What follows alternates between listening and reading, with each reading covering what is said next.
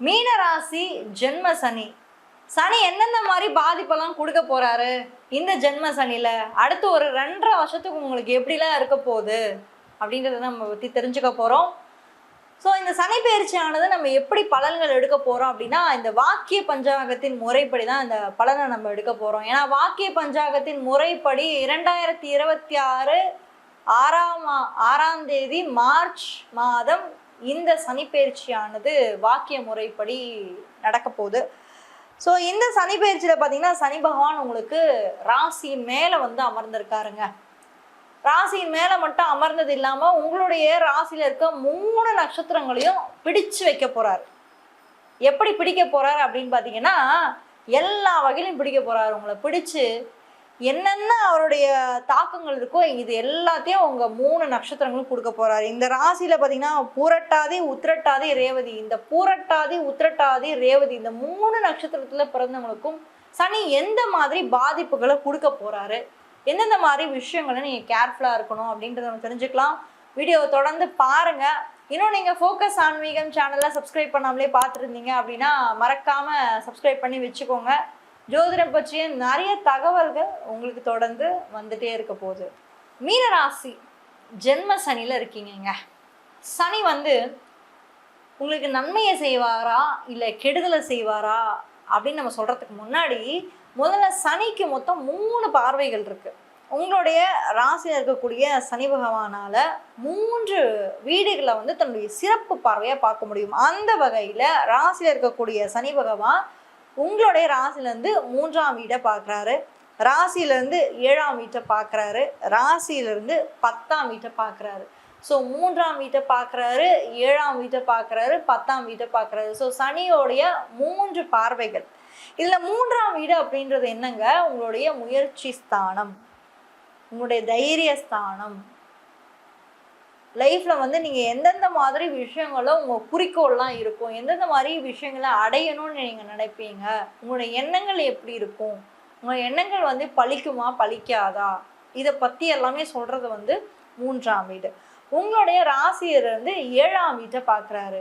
7 அப்படின்றது என்னங்க? உங்களுடைய திருமணஸ்தானம், உங்களுடைய பார்ட்னர்ஷிப், தொழில், வியாபாரம், ரிலேஷன்ஷிப்ஸு. நிறைய மீனராசிக்காரங்க திருமண உறவால நிறைய பிரச்சனைகளை ஃபேஸ் பண்ணுவீங்க, லவ்ல நிறைய பிரச்சனைகளை ஃபேஸ் பண்ணுவீங்க, ரொம்ப டிப்ரெஷன் ஆவீங்க, எமோஷனல் ஸ்ட்ரெஸ் ஆவீங்க. ஏன்னா ஜென்ம சனியில வர இருக்கோமா நம்ம. ஜென்ம சனியை இன்னும் சொல்ல போனா சனி பகவான் அவருடைய சொந்த நட்சத்திரமான உத்திரட்டாதி நட்சத்திரத்துல வர கிடக்குறாருல்ல. உத்திரட்டாதி நட்சத்திரத்துல பிறக்கிறவங்க இதை இன்னுமே அதிகமா வந்து ஃபீல் பண்ணதான் போறீங்க. சனி பகவானுக்கு நிறைய நன்மைகள் இருக்குங்க. ஆனாலும் சனி நமக்கு ஒரு விஷயத்த தொடர்ந்து சொல்லி கொடுக்குற விஷயம் என்ன தெரியுங்களா? வாழ்க்கையில எந்த ஒரு விஷயத்தின் மேல நீங்க அதிக பற்று வைக்கிறீங்களோ அந்த விஷயத்தினாலேயே நீங்க பாடத்தை கத்துப்பீங்க. பாருங்க, நீங்க ஜென்ம சனியில அதெல்லாமே நடக்கும். ஏன்னா அந்த வாக்கிய பஞ்சாங்கத்தின் முறைப்படி மார்ச் 6ஆம் தேதி தான் இந்த சனி பயிற்சியானது ஆரம்பிக்குது. அடுத்த ஒரு 2.5 வருஷத்துக்கு உங்களுக்கு சனி பகவான் இருக்காரு. ஸோ பூரட்டாதி, உத்திரட்டாதி, ரேவதின்ற நட்சத்திரத்தில் அவர் கடக்கும்போது இந்த உத்திரட்டாதி நட்சத்திரத்துக்கு வரும்போது பாருங்க, லைஃப்ல நிறைய விஷயங்களும் உங்களுக்கு சொல்லி கொடுக்க போறார் சனி. சனியோடைய 10ஆம் பார்வையான சிறப்பு பார்வை உங்களுடைய ராசியிலிருந்து 10ஆம் வீட்டுக்கு விழுது. வேலையில ஒரே வேலையில நீங்க இருக்க முடியாது. இப்போ நீங்கள் ஒரே வேலையை நீங்கள் வந்து தொடர்ந்து ஒரு 10 வருஷமா 15 வருஷமா செய்கிறீங்கன்னா அதே வேலையை திரும்பி தொடர்ந்து உங்களால் செய்ய முடியாது. இந்த ஜென்ம சனி முடிஞ்சதுக்கப்புறம் அந்த வேலையை நீங்கள் மாறுற மாதிரி இருக்கும். கண்டிப்பாக நீங்கள் செஞ்ச வேலையை திரும்பி செய்ய முடியாது. ஏன்னா இது காலச்சக்கரத்துக்கே 12ஆம் வீடு. காலச்சக்கரத்துக்கு 12ஆம் வீடு அப்படின்றது என்னங்க? விரயம். இதோட முடிவு, மோட்சம், ஸ்டாப், நில்லு அப்படின்ற மாதிரி தான். மேஷம் அப்படின்றது முதல் வீடு, ஒரு விஷயத்த நம்ம ஸ்டார்ட் பண்ணுவோம். 12ஆம் வீடு மீனம் அப்படின்றது முடிவுக்கு வரும், ஒரு விஷயத்த நம்ம முடிச்சு வைப்போம். அப்போ தொடர்ந்து நீங்க எந்த ஒரு விஷயமே பண்ண முடியாது. மீனராசிக்கு எப்பயுமே ஒரு மைனஸ் பாயிண்ட் இருக்கு. தொடர்ந்து அவங்களால ஒரு விஷயத்த ஃபோக்கஸ் பண்ண முடியாது. புதுசா ஒரு விஷயத்த அவங்க பண்ணியே ஆகும். அப்போ ஒரே இடத்துல இருக்காதீங்க, புது புது விஷயங்களை தேடி போங்க.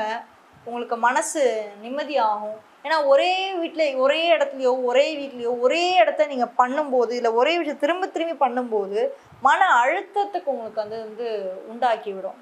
மீனராசியில் இருக்கக்கூடிய 3 நட்சத்திரங்களை பற்றி நம்ம பேசியே ஆகணும். மீனராசியில் பூரட்டாதி அப்படின்ற ஒரு நட்சத்திரம் இருக்கு. அந்த நட்சத்திரம் வந்து குருவோட நட்சத்திரம். உத்திரட்டாதி வந்து சனியோட ஒரு நட்சத்திரம். ரேவதி வந்து பாருங்க புதனோட நட்சத்திரம். இந்த பூரட்டாதி வந்து குருவோட ஒரு நட்சத்திரம் சொல்லிட்டேன் இல்லையா?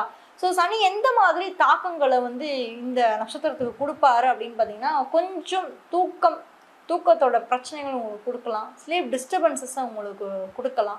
கொஞ்சம் ஹெல்த் இஷ்யூஸ் கண்டிப்பாக வரும். ஆன் அண்ட் ஆஃபாக உங்களுக்கு வந்து ஹெல்த் இஷ்யூஸ் வரும். ஏன்னா உங்களுடைய ராசியிலேருந்து 12ஆம் இடம் சொல்லக்கூடிய விரயஸ்தானத்தில் வந்து ராகு பகவான் இருக்கிறதுனால, 6ல் வந்து கேது இருக்கிறதுனால ஆன் அண்ட் ஆஃபாக உங்களுக்கு ஹெல்த் இஷ்யூஸ் வரும். ஸோ புரட்டாதி நட்சத்திரத்தில் இருக்கவங்க ஹெல்த் வைஸ் கொஞ்சம் கேர்ஃபுல்லாக பார்த்துக்கோங்க. உத்திரட்டாதி எப்படி இருக்க போகுது? உத்திரட்டாதி நட்சத்திரத்தில் இருக்கவங்க 99% நல்லாயிருக்கும். அது ஏங்க உத்திரட்டாதிக்கு மட்டும் நான் 99% சொல்கிறேன் அப்படின்னா, சனி வந்து 30 வருஷம் கழித்து இந்த நட்சத்திரத்தில் வந்து கடக்க போகிறாரு. அதுதான் நம்ம இங்கே மிக கவனமாக நம்ம பார்க்கணும். ஏன்னா ஒவ்வொரு கிரகமும் பாருங்கள், மாதாந்திர கிரகங்கள்லாம் 1 மாதத்துக்கு ஒரு வாட்டி, இன்னும் 2 மாதத்துக்கு ஒரு வாட்டி அது மாறி மாறி போயிடும். ஆனால் சனி மட்டும் ஒரு வீட்டுக்கு வந்தாருன்னா 2.5 வருஷம் அங்கேயே செட்டிங் போட்டு உட்காந்துருவார்.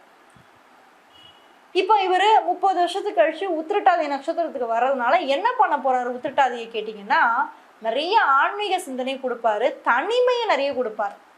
உத்திரட்டாதிக்கு தனிமையையும் ஆன்மீக சிந்தனையும் இவங்களுக்கு வந்து அதிகமாக இருக்க போகுது. அடுத்து ரேவதி நட்சத்திரத்துக்கு எப்படி இருக்குங்க அப்படின்னு பார்த்தீங்கன்னா, 85% நல்லா இருக்குங்க. ரேவதி நட்சத்திரம் புதனோட ஒரு நட்சத்திரம் ரேவதி. இந்த புதன் எங்கே இருக்காருன்னு பார்த்தீங்கன்னா, இந்த மார்ச் மாதம் 6ஆம் தேதி வந்து உங்களுடைய ராசியிலேருந்து 12ஆம் வீட்டில் ராகுவோட போய் இணைஞ்சிருக்காரு. ஸோ ராகு எந்த வகையிலுமே கெடுக்கிற இடத்துல வந்து கிடையாது. ஏன்னா சனி வந்து ராகுவோட ஒரு நெருங்கின நட்பு தான். எப்படி வந்து சுக்கிரன் வந்து சனிக்கு வந்து ஒரு நெருங்கின நட்போ அந்த மாதிரி வந்து ராகுவும் வந்து நெருங்கின நட்பு. அது மட்டும் இல்லாமல் மீன ராசிக்கு லாப சனி. சனி வந்து விரயமாகவும் வராரு, அதே மாதிரி லாபமாகவும் வராரு. 11ஆம் அதிபதியாக வந்து 12ஆம் அதிபதியாக வரக்கூடிய இந்த சனி பகவான் ராசியில் வந்து அமர்ந்திருக்காரு. ஸோ மீனராசியை பொறுத்த வரைக்கும் ரிலேஷன்ஷிப் கமிட்மெண்ட்ஸ் அப்படின்ற ஒரு விஷயம் வந்து அவங்களுடைய வாழ்க்கையில் வந்து அடுத்த கட்ட ஒரு வளர்ச்சிக்கு கொண்டு போகணும் அப்படின்னா அவங்க சீரியஸாக இருக்கணும். இல்லைன்ற பட்சத்தில் நிறைய பிரச்சனைகளை அவங்க வந்து ஃபேஸ் பண்ணுவாங்க. ஏன்னா ராசியில் இருக்கக்கூடிய சனி பகவான் தன்னுடைய சமசப்தம பார்வையாக 7ஆம் வீட்டை பார்க்குறாரு. ஸோ ரிலேஷன்ஷிப்பில் சீரியஸாக இல்லை அப்படின்னா பிரேக்கப் போகிறது, டிப்ரெஷனுக்குள்ளாகிறது, இல்லை நீங்களே டிப்ரெஷனில் தள்ளி விடுவீங்க, இல்லை உங்களுடைய வாழ்க்கையில் நீங்களே பல கஷ்டங்களை ஃபேஸ் பண்ணுற மாதிரி விஷயங்கள்லாம் வரும். ஸோ கமிட்மெண்ட் அப்படின்னு இருந்தால் மட்டும் அந்த ஒரு ரிலேஷன்ஷிப்பில் நீங்கள் என்ட்ரி ஆகுங்க. இல்லைன்னா அந்த ரிலேஷன்ஷிப்லேருந்து நீங்கள் வெளியில் வந்துடுங்க. ஏன்னா அடுத்த ஒரு 2.5 வருஷம் அப்படி தான் இருக்குது. சனி உங்களுக்கு சீரியஸ்னஸை சொல்லி தருவார்.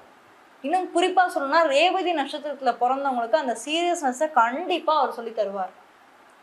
அதனால் நீங்கள் அந்த ஒரு விஷயத்தில் கேர்ஃபுல்லாக இருங்க. என்ன மாதிரி கோயில் வழிபாடுகள்லாம் பண்ணலாம் அப்படின்னா, சனி பகவானை நீங்கள் வழிபடுங்க.